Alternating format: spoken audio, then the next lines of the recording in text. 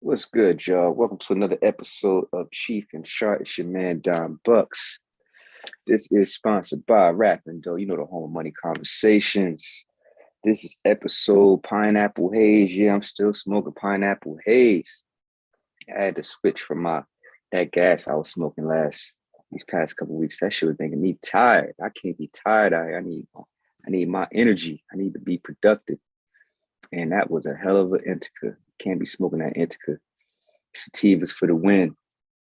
But yo, the spy, if y'all been tapped in, for those who are just now tapping in, just now getting taste the Cheef and Chart, make sure y'all hit the like and subscribe button, also the notification bell, so y'all know when your boy going live.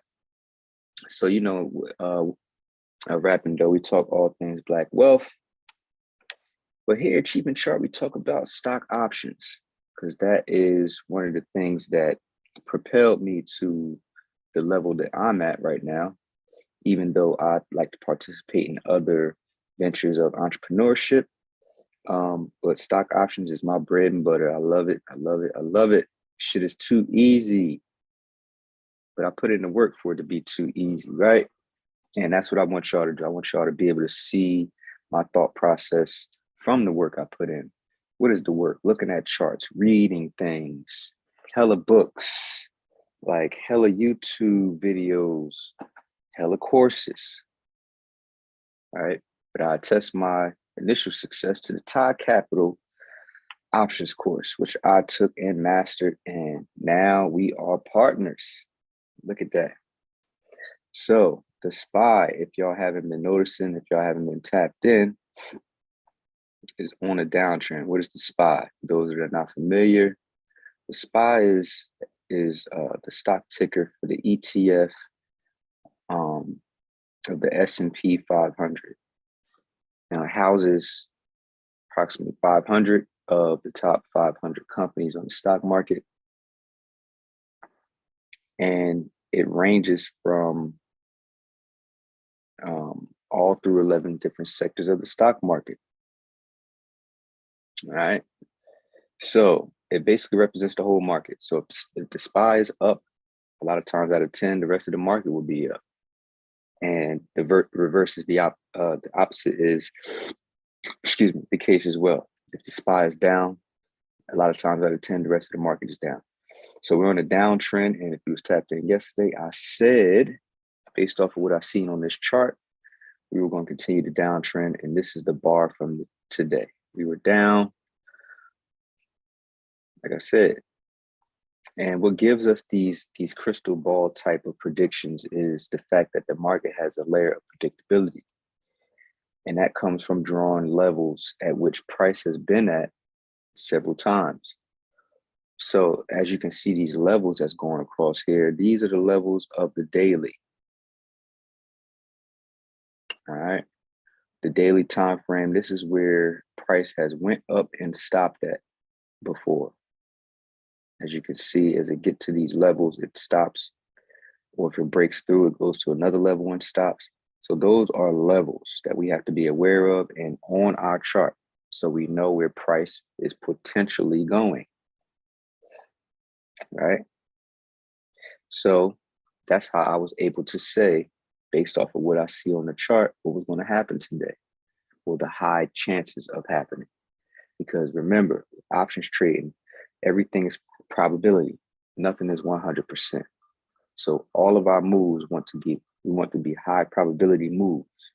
So we have to figure out what the high probability situations are. And that's the whole purpose of Cheef and Chart. So y'all can see what happens when certain things happen. So the more you look at charts, the more you'll be able to just look at it, and it'll be like you're Neo from the Matrix. Shit done slowed down. You seeing stuff like without even drawing a line, like I'm about to go over right now, because on my stock, there was a half an hour, because on each time frame, the daily, weekly, 4 hour, 2 hour, all of them have different support and resistance areas. So you can't base a trade off of something you've seen on the daily per se, and then you switch down to the 4 hour and you're trying to, I guess, make a decision on a trade from the daily. You have to pick one. You have to pick a time frame under the daily to be trading from. Yes, we want to look at the daily and the weekly to see what the trend is and where the market is going. But as far as our entry and exits, we have to be in a time frame lower than the daily. Me, I use the 2 hour.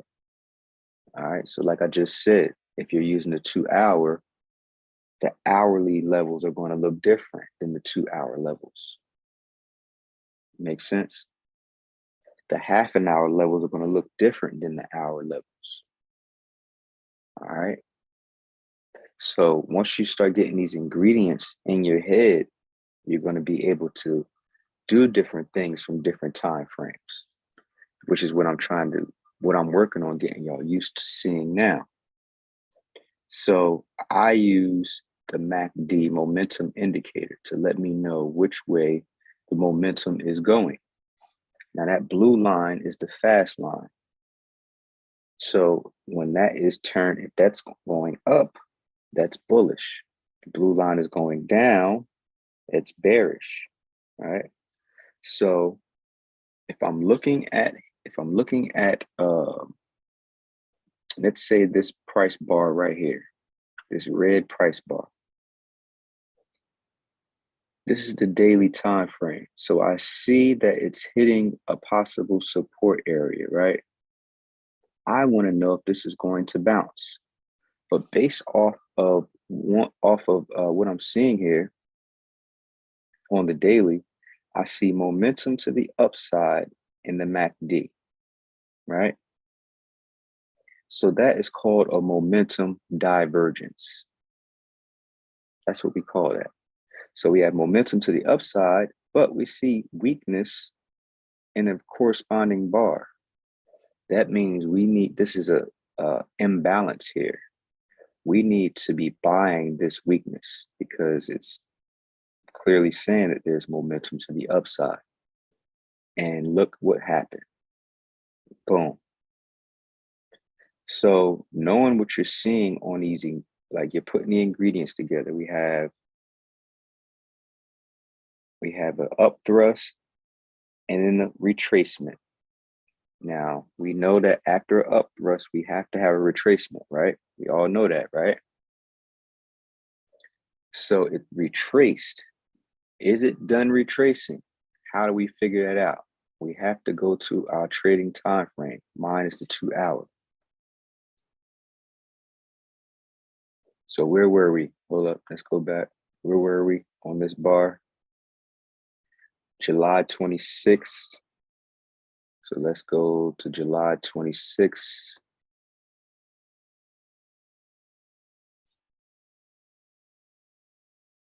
Boom, July 26th. So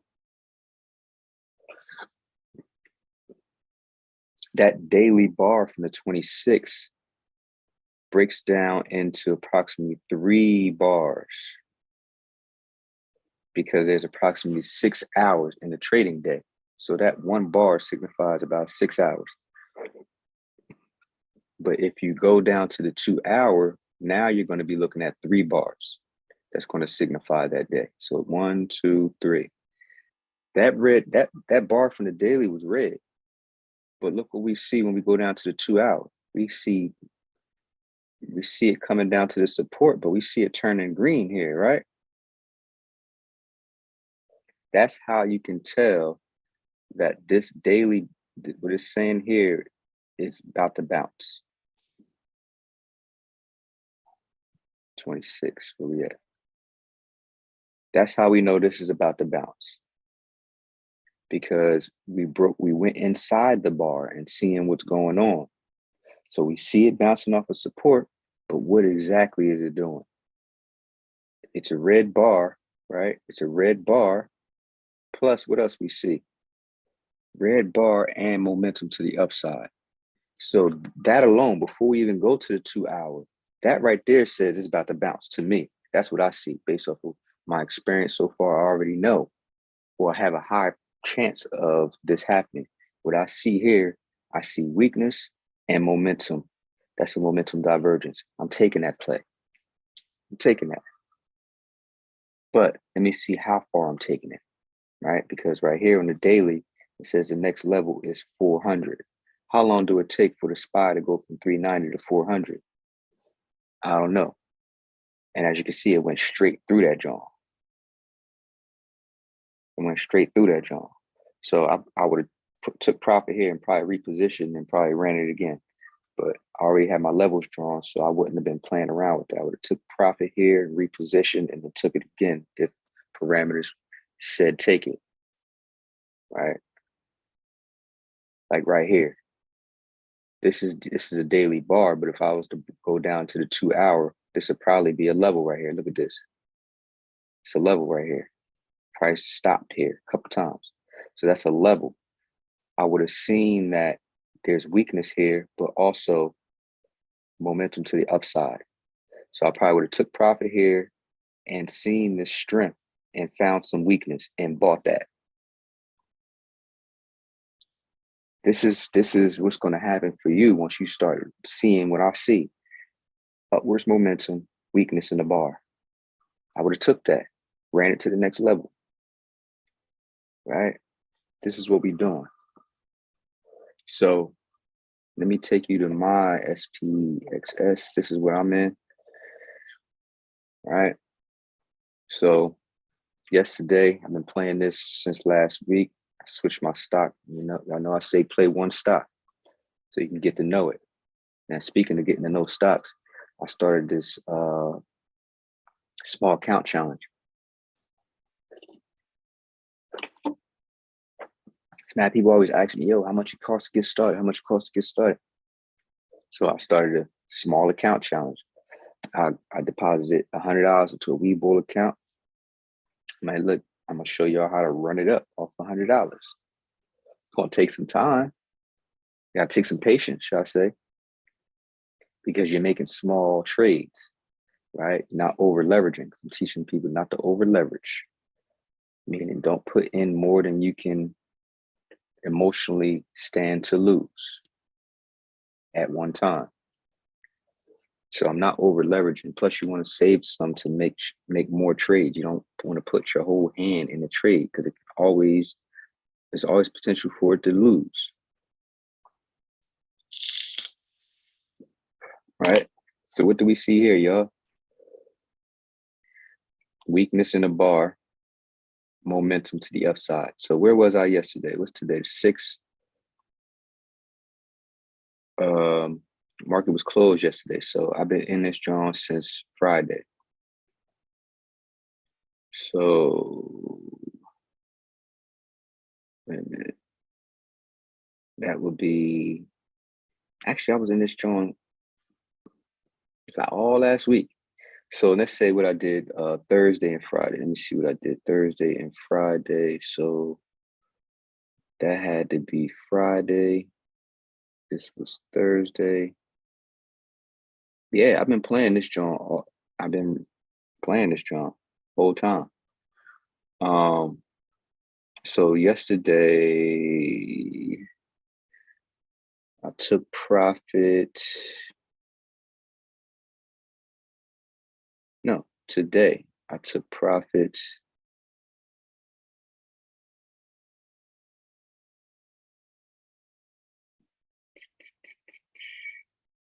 Yeah, I took profit up here because it was down here somewhere. It dropped. It dropped a little bit, but I took about 10% profit. Profit is profit.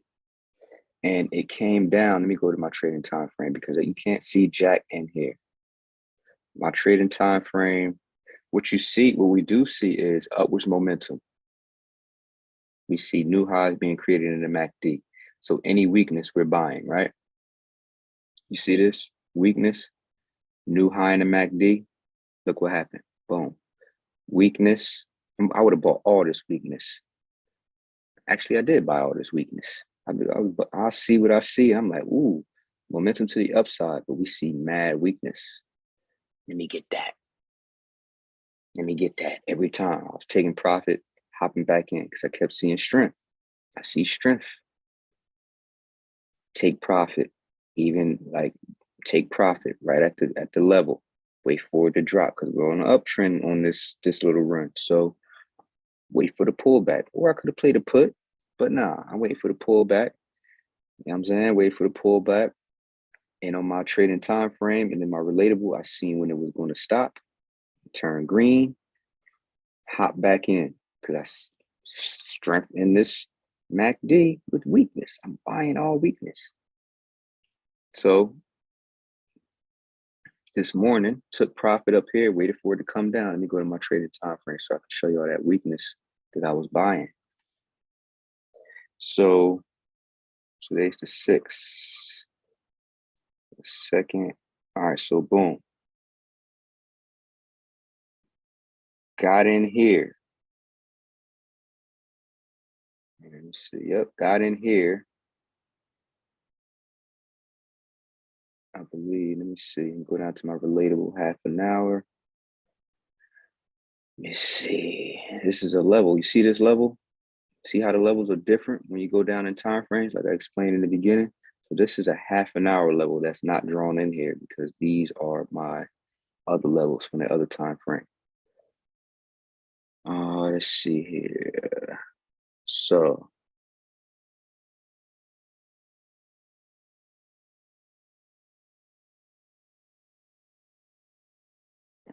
all right, boom. So what did I do on the 2nd? Yeah, I've been playing this drone. So I think I took calls here. Excuse me.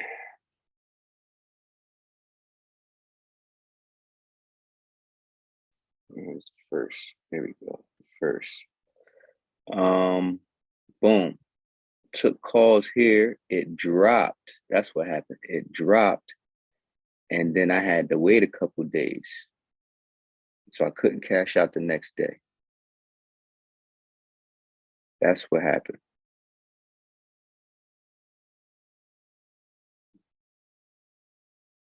Yep. It dropped. So I was happy as shit. At the end of the day, before Friday, it closed up here. So it closed up here on Friday, which I was happy as shit. Yeah. So it dropped all the way down here Friday, but then it came all the way up here right before close. So I was happy as shit about that. So then this morning, I took profits here. Took profit here.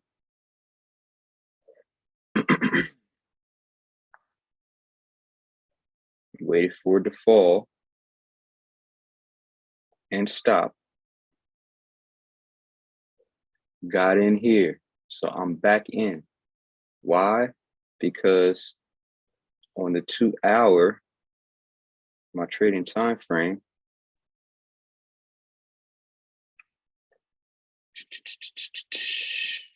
this is where I got in at right here, because on the daily, we got strength. We got strength to the upside. That's why this is what I'm really going off of. Not the momentum for my trading time frame, which I should be, but the older time frame, the daily takes precedent over the 2 hour. So I'm looking at what the 2 hours is saying, and we have momentum. So I'm like, man, I'm taking it. So that's why I took it, even though it's not really giving me something definitive here. And that has to be up to you to do. But I say take high probability things. I got experience. So, I wouldn't tell you to do this, but this is what I did. So I took profit. I waited for it to come down,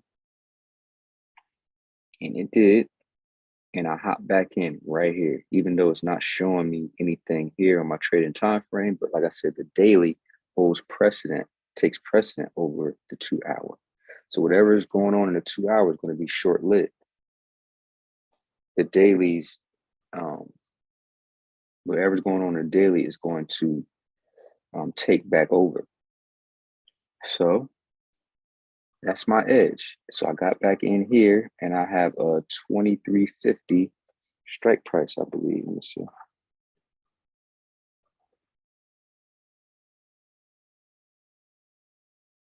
Yep. 23.50 strike price. And lo and behold, look what happened here. We have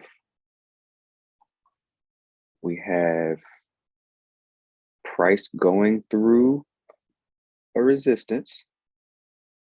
And this is what we like to see. This is what we like to see. Because somebody asked, so they have a problem with entries on supports and resistances, the breaks of resistances and breaks of support.